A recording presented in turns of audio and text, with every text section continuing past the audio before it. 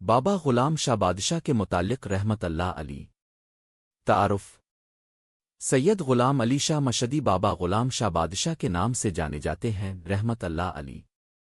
اس کے آباء و اجداد کا تعلق مشد ایران سے تھا، اسی وجہ سے اسے مشدی کہا جاتا تھا۔ ان کے دادا پیر یار علی شاہ رحمت اللہ علی مشہور طور پر طاہر پر نڈا کے نام سے جانا جاتا ہے نے اسلام کی تبلیغ کے سلسلے میں 16 صدی کے وسط 50 کی دہائی کے دوران مشد ایران سے ہجرت کی اور پنجاب کے آج کے چکول ضلع کے گاؤں سیدان قصروان میں آباد ہوئے جو اب پاکستان میں ہے، پھر ضلع راول پنڈی کا ایک چھوٹا سا گاؤں ہے۔ ان کے دادا کے 3 بیٹے تھے اور ان میں سے ایک بابا غلام شاہ کے والد سید ادیس شاہ تھے رحمت اللہ علی۔ والد اور دادا دونوں کی سیدان کسراون میں اپنی مزارات ہیں۔ یہاں ایک بڑا قبرستان ہے جو 14 صدی عیسوی کے ادوار سے آج تک مشدی سید کی اس اہم بستی کی کہانی سناتا ہے۔ روٹ ہالٹ ایجز تکا سدانکسراوان سے شاہدرہ شریف تک مارچ۔ اس عرصے کے دوران بابا غلام علی شاہ کے مرشد رحمت اللہ علی پیر سید لطیف حسین شاہ رحمت اللہ علی عام طور پر امام بیری کے نام سے جانا جاتا تھا۔ وہ پاکستان کے دارالحکومت اسلام آباد کے قریب واقع راولپنڈی کے نورپور شہر گاؤں میں رہتا تھا۔ بابا کے ناقابل فہم رویے کا مشاہدہ کرتے ہوئے ان کے والد سید ادیس شاہ رحمت اللہ علی نے انہیں لے کر 1159 ہجری میں امام بیری پاک رحمت اللہ علی کے سامنے پیش کیا۔ لڑکے کی طرف دیکھ کر امام بیری رحمت اللہ علی نے مسکرا کر کہا، پیر صاحب برا کرم اس لڑکے کی دیکھ بھال کرے، وہ اپنے وقت کا عظیم ولی بن جائے گا۔ میں دیکھ رہا ہوں کہ وہ شیروں کی جگہ سوئندارہ کو شاہدرہ شریف میں تبدیل کر دے گا اور راولپنڈی اور اس کے آس پاس نہیں رہے گا، کشمیر کے پہاڑوں میں رہے گا۔ پیر ادیس شاہ رحمت اللہ علی اپنے بیٹے کو اپنے گاؤں سیدان قصروان واپس لے گیا۔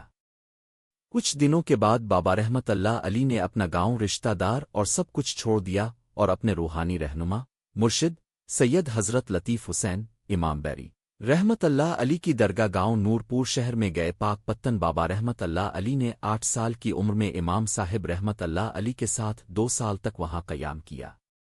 مرشد نے بابا رحمت اللہ علی کو بتایا کہ خواب میں اس نے الہی طاقت کی طرف سے اس پر عطا کردہ راز کو ظاہر کرنے کے لیے ایک فوری کارروائی کی تھی، اگرچہ یہ ظاہر کرنے کے لیے یہ مناسب وقت نہیں تھا۔ انہوں نے بابا رحمت اللہ علی سے کہا کہ ایک حکم ان کے مقبرے رضا پاک سے بغداد عراق سے جناب شیخ عبد القادر جیلانی رحمت اللہ علی کی طرف سے منظور کیا گیا تھا کہ وہ سین دارہ پر کشمیر کے پہاڑوں میں ذمہ داری / فرائض لینے کے لیے تیار ہو جانا چاہیے، جہاں وہ روحانیات اور اسلامی تبلیغ کے ساتھ لوگوں کو فائدہ پہنچانے کے لیے سلطنت تفویض کیا گیا تھا۔ بابا رحمت اللہ علی کو خوابوں میں سین دارہ کا روحانی دورہ کرنے کے لیے بنایا گیا اور انہیں اس جگہ کی ٹپوگرافی اور زمین کی تزئین سے متعارف کرایا گیا۔ انہوں نے کہا کہ رحمت اللہ علی جگہ کمر تھے جہاں ایک موٹی جنگل تھا کی طرح کچھ اشارے دیا گیا تھا، اور وہ وہاں ایک بکری چھوڑ دیں گے کہ ایک کمر آئے اور بکری کے ارد گرد 7 راؤنڈ بنانے اور اس کے بعد دور بکری لے جانے پھسل نہ گے۔ بابا رحمت اللہ علی درختوں کو کاٹنے کے لیے کہا گیا تھا، کھدائی اور آگ ابھر کر سامنے آئے گا، وہ جگہ سین دارہ ہوگی۔ یہ 10 سال کی عمر میں تھا۔ بابا غلام علی شاہ رحمت اللہ علی کو ان کے گائیڈ نے بتایا تھا کہ وہ تھانہ منڈی کے قریب راجوری کے شمال کی طرف مارچ کریں، جہاں انہیں سین دارہ نامی مطلوبہ جگہ مل جائے گی۔ بابا صاحب رحمت اللہ علی کی شاہدرہ شریف پر آمد۔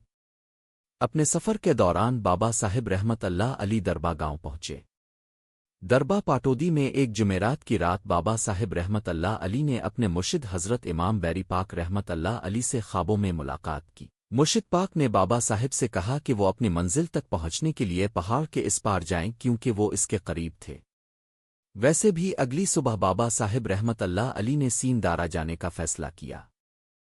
شاگردوں نے اسے پاٹودی دربا میں مزید کچھ دن رہنے پر آمادہ کرنے کی کوشش کی، لیکن اس نے ایسا نہیں کیا اور اپنے خدموہ بابا رحمت اللہ علی کے ساتھ مچگی چمریڈے گلی کی طرف بڑھا، جو راجوری اور پونچھ کی بادشاہی کے درمیان سرحدی لکیر تھی۔ چمریڈی گلی میں بابا صاحب رحمت اللہ علی نے چاول کے بھوسے سے بنے اپنے پول جوتے پونچھ کی طرف پھینک دیے اور کہا، میں اس پونچی پول کے جوتے کو بھی راجوری کے علاقے میں نہیں لے جاؤں گا، کیونکہ بابا صاحب رحمت اللہ علی پونچھ کے راجہ رستم خان سے بہت ناراض تھے، جہاں ان کا استقبال حضرت عبداللہ لاروی رحمت اللہ علی اور ان کے بیٹے بابا نظام الدین لاروی نقش بندی کے پیروکاروں نے کیا۔ رحمت اللہ علی زیادہ تر اس گاؤں میں گجر برادری آباد تھی، جس کے لیے بابا غلام شاہ بادشاہ رحمت اللہ علی نے اللہ سے کثرت سے دودھ اور دودھ پیدا کرنے والے جانوروں کی فراہمی کے لیے دعا کی تھی۔ اللہم آتا حضل حلی بن کاسر نوا رزقا نواسال بنگاہی گاؤں میں غیر تعمیر شدہ تکا ہے۔ آخرکار بابا صاحب رحمت اللہ علی اپنے پیر مرشد کی پیش گوئی کردہ روحانی منزل پر گاؤں سے اپنے اچھی طرح سے پیروکاروں کے ساتھ 1180 ہجری/1765 اے ڈی میں 32 سال کی عمر میں پہنچے اور 22 سالوں میں سید قصراون پنجاب پاکستان سے شاہدرہ شریف راجوری تک اپنے روحانی سفر کا احاطہ کیا۔ بنگے سے آتے ہوئے بابا صاحب رحمت اللہ علی اپنے ساتھ ایک بکری لے کر سین دارا کے جنگلوں میں داخل ہوئے، جہاں اس وقت یہ بہت گھنے دیودار اور بلوط کا جنگل تھا جسے شیروں کی جگہ کہا جاتا ہے۔ جب بابا کا کارواں موجودہ شاہدرہ شریف مقام پر پہنچا تو وہاں ایک شیر نظر آیا۔ بابا صاحب نے اپنے مرشد کی ہدایت پر بکری کو چھوڑ دیا۔ شیر اور بکری دونوں نے اس جگہ کے ساتھ چکر لگائے اور اس کے بعد اچانک پھسل گئے۔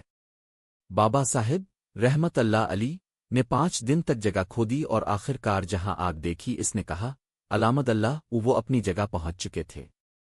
بابا غلام شاہ بادشاہ رحمت اللہ علی نے اپنے آدمیوں سے کہا کہ وہ لنگر شروع کرنے کے لیے جنگل کے درخت کاٹ دیں۔